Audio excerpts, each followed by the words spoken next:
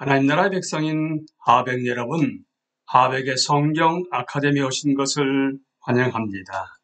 이 시간은 그리스도인이 꼭 알아야 할 기본 진리 37강 시간입니다. 함께 나눌 주제는 그리스도의 윗격과 사역 중에서 예수 그리스도의 인성입니다. 우리는 그리스도의 윗격과 사역 중에서 먼저 예수 그리스도의 인성에 대해서 나눕니다. 예수 그리스도의 인성에 관한 성경 구절은 마태복음 1장 1절에서 16절부터 시작해서 베드로전서 2장 21절에서 24절 그리고 4장 1절까지 아주 다양하게 나와 있습니다. 그렇다게 되면 그 중에서 마태복음 1장 25절 말씀을 함께 나눕니다. 그러나 아들을 낳을 때까지는 아내와 잠자리를 같이 하지 않았다. 아들이 태어나니 요셉은 그 이름을 예수라고 하였다. 요한복음 1장 14절입니다. 그 말씀은 육신이 되어 우리 가운데 사셨다. 우리는 그의 영광을 보았다. 그것은 아버지께서 주신 외아들의 영광이었다. 그는 은혜와 진리가 충만하였다. 베드로전서 4장 1절입니다. 그리스도께서는 육신으로 고난을 받으셨습니다. 여러분도 같은 마음으로 무장하십시오. 육신으로 고난을 받은 사람은 이미 죄와 인연을 끊은 것입니다. 복음서에는 예수님의 참된 인성을 보여주는 자료가 많습니다. 실제로 이것은 오늘날 복음서를 연구하는 거의 모든 학자들이 동의한 몇 가지 내용들 중 하나입니다. 모든 복음서는 예수님을 인간의 족보에 포함시키며 시작합니다. 예수님의 잉태 방식은 특별했지만 어쨌든 그분은 평범한 인간의 출생 방식으로 태어나셨습니다. 그분은 마리아의 자궁 안에서 태아로 자라났으며 보통의 임신 기간을 다 채우고 마리아의 산도를 거쳐 세상에 태어났습니다. 그분의 삶은 자궁에서 무덤까지 우리와 다를 바 없이 이어졌고 그분이 출생 이후 가정 안에서 일반적인 성장 발달 과정을 거치는 모습도 확인할 수 있습니다. 복음서에 나타난 예수님은 보통의 육체적 한계를 보여주셨습니다. 복음서에 나타난 예수님은 보통의 육체적 한계를 보여주셨는데 그분은 피곤과 배고픔 그리고 목마름을 느꼈고 생의 마지막 몇 시간 동안 육체적 죽음 앞에서 영혼과 육체의 강렬한 고통을 겪으셨습니다. 그분은 인간이 느끼는 모든 감정, 예를 들어 기쁨과 슬픔, 사랑, 연민, 놀라움, 분노 등을 경험하셨습니다.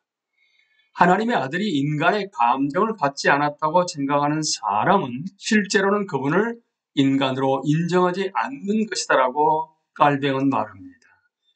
헬라어 신약 성경에 사용된 단어를 조사해 보면 그분이 강렬하고 깊은 인간의 감정을 가지고 계셨음을 알 수 있습니다.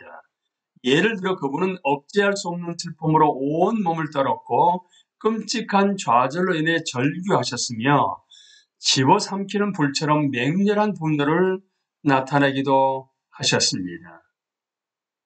이제 우리는 예수 그리스도의 인성 관련해서 종교생활, 제한적 지식, 성부에 대한 의지와 순종, 시험, 부활 후 순으로 함께 나눕니다. 종교생활입니다. 예수님의 종교생활을 언급한다는 것은 다소 이상해 보일지도 모릅니다. 왜냐하면 그분 자신이 예배의 대상이기 때문입니다. 그러나 성육신의 조건에는 분명히 종교활동도 포함되어 있었습니다. 예수님은 공적 예배에 참여하셨으며 분명히 성경을 공부하고 묵상하고 강론하시기도 하셨습니다. 아버지와 내면적으로 나는 지속적 교제와 별개로 예수님은 자주 소리내어 기도하셨고 밤새도록 기도하실 때도 있었습니다. 특히 요한복음은 자기를 보내신 아버지께 전적으로 순종하고 의존하는 예수님의 삶을 증언합니다. 비록 예수님이 성부 하나님과 맺은 관계가 우리의 경우와 분명 다르다고 할지라도 예수님을 우리 믿음의 선구자라고 부르는 것은 적절합니다. 제한적 지식으로 넘어갑니다. 이 부분은 확실하게 밝히기가 어렵습니다. 왜냐하면 예수님의 지식은 결코 우리의 타락하고 제한적인 지식과 같지 않기 때문입니다. 그분은 개인의 숨겨진 과거, 적들과 친구들의 생각을 아셨습니다. 더 나아가 구약을 전혀 새로운 방식으로 이해하셨습니다. 그러나 우리는 이 구절들을 마가복음 5장 30절 이하, 6장 38절, 9장 21절, 누가복음 2장 46절 등과 함께 읽을 필요가 있습니다. 이 구절들은 예수님이 순수하게 무지한 상태에서 질문을 던지시는 것처럼 보입니다. 특히 그분은 자신이 재림할 날과 때를 모른다고 고백하셨습니다. 그러나 무지와 오류는 같지 않습니다. 의미심장하게도 이 말씀은 예수님이 다음과 같이 자신의 모성을 강력하게 주장하신 직후에 하신 것입니다. 하늘과 땅은 없어질지라도 나의 말은 절대로 없어지지 않을 것이다. 무지와 오류를 구별하는 것은 매우 중요합니다. 인간의 생각과 경험과 인식은 하나의 균열 없는 연속체를 이룹니다. 따라서 예수님이 확신하신 기본 내용에 잘못이 있다거나 그분이 당대의 잘못된 관점을 의도적으로 가르치셨다고 생각하면서 동시에 그분이 도덕적으로 흠이 없는 모범이며 우리 죄를 대신 지시는 분이라고 생각하기란 불가능합니다. 성경은 여기서 신중하게 균형을 유지해야 합니다. 즉 예수님 안에는 성부 하나님과 그분의 뜻에 대한 특별하고 분명한 지식과 더 깊은 이해를 위한 탐구가 함께 존재합니다. 이제 성부에 대한 의지와 순종으로 넘어갑니다. 앞서 언급한 예수님의 지식의 한계는 그분의 진정한 인간됨 및 성부 하나님께 철저히 의존하고 순종했던 모습과 관련 지을 때 가장 잘 이해할 수 있을 것입니다. 육신을 입은 예수님의 이런 삶의 모습들은 특히 요한복음에 분명하게 나타나며 다른 복음서들, 특히 기도할 때 일관되게 아바를 사용하는 대목에서도 잘 드러납니다. 이 아람어는 일반적으로 어린 자녀가 아버지를 부를 때 사용되었는데 예수님은 이 단어를 사용하심으로써 의존과 순종이라는 두 가지 의미를 완벽하게 표현하셨습니다. 이제 시험으로 넘어갑니다. 예수님의 인성은 그분이 죄와 유혹을 받으셨다는 사실에서 더 분명하게 확인할 수 있습니다. 복음서들의 증언은 다음 말씀에 온전히 집약되어 있습니다. 모든 점에서 우리와 마찬가지로 시험을 받으셨지만 죄는 없으십니다. 이런 생각에 반대하는 이들은 예수님은 죄인이 아니기 때문에 죄와 사탄이 영향력을 행사할 수 없고 인간이 된 하나님이 죄를 지을 가능성을 상상조차 할 수 없다는 이유로 예수님이 실제로 시험을 받은 것은 아니라고 말합니다. 그러나 예수님이 당한 시험이 단지 위장일 뿐이었다는 주장은 그것을 기술하는 성경의 언어와 부합하지 않습니다. 아울러 타락 이전의 아담은 죄 없는 인간 본성도 실제 유혹에 직면할 수 있음을 보여주는 분명한 사례입니다. 물론 어떤 의미에서는 성육신한 하나님이신 예수님이 유혹에 굴복할 수 있다고 생각하기는 매우 힘들 것입니다. 그러나 예수님이 성부 하나님의 뜻에 순종하고자 할 때 사탄의 공격을 받으셨다는 사실은 어떤 경우에도 간과하거나 축소해서는 안 됩니다.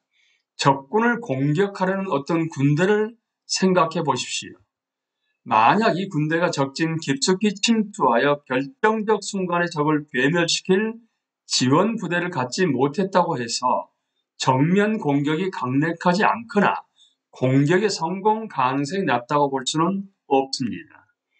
또한 침투 부대의 공격이 실패할 경우에는 외부에서의 정면 공격이 효과적일 수 있습니다. 각각의 경우 승패 요인은 전체 공격력의 정도에 달려 있을 것입니다. 이런 시나리오를 예수님께 적용해 보십시오. 예수님이 적진 안으로 침투한 지원 부대가 없는 상태에서 시험을 받으셨다는 사실이 우리의 경우에는 지원 부대가 안으로 이미 들어와 있습니다.